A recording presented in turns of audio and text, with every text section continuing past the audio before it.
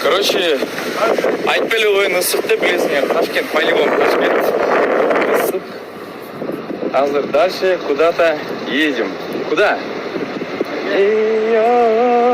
Куда не айттық, ешік страшно ысық болды. Тек ушундай ысық. Біз бұйырса азыр жетішіп келіп қалдық.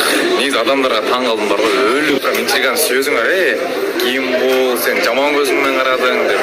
Бұл досым, ежем, экоозына бір сөз берген екен. Қандай? Жақсы жүрегің қандай? Жақсы. Денсаулықтар қандай? Нормально. Вот.